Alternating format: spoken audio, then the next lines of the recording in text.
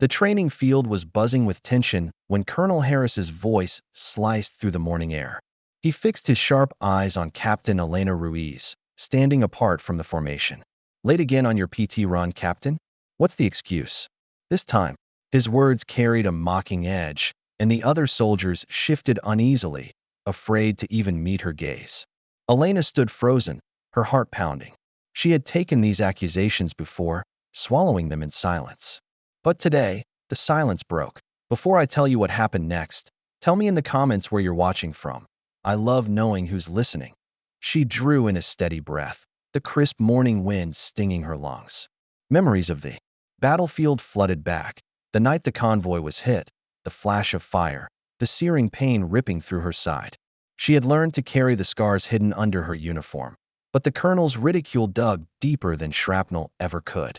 Whispers ran through the ranks, soldiers exchanging nervous glances, waiting for her response. Her mind screamed with conflict.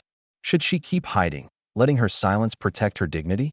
Or should she let them see the truth, the reason every push-up and every run was a war of its own?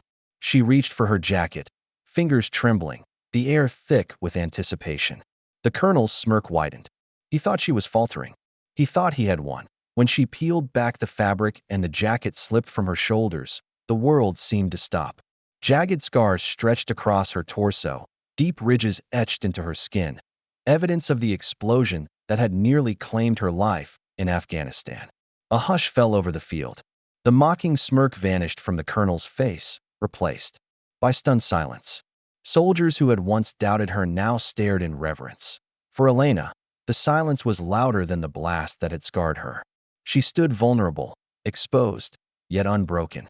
Her voice trembled but carried strength.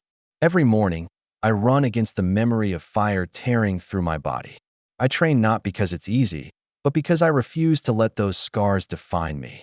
The words hung heavy in the air, each syllable striking deeper than any reprimand ever could. The colonel's jaw tightened, shame flickering across his features. For a moment, he looked smaller, as if the weight of his own judgment had collapsed on him. Around them, soldiers shifted again, but this time it wasn't discomfort. It was respect.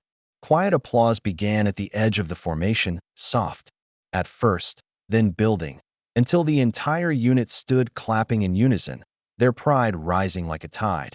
But moral tension gripped the scene. Should the colonel apologize in front of everyone, admitting his cruelty? Or would pride keep him silent? His lips parted, but no words came. Instead, he stepped back, his salute sharp and deliberate, offered not as a superior, but as a soldier, honoring another. The gesture was louder than any words could be. Tears welled in Elena's eyes, though she held her head high. In that moment, she was no longer the officer mocked for weakness. She was the warrior who had survived fire, pain, and doubt, and still stood unbroken, because courage doesn't shout. It bleeds, it scars, and then it rises again. And in the cold morning light, the same field where she had been humiliated became the place where truth finally breathed. The place where scars were no longer a symbol of weakness, but of a strength no one could ever take away. Thank you for listening to this story. If it moved you, share your thoughts below, and don't forget to subscribe for more powerful stories like this one. Your voice, your presence, and your kindness are what keep this community alive.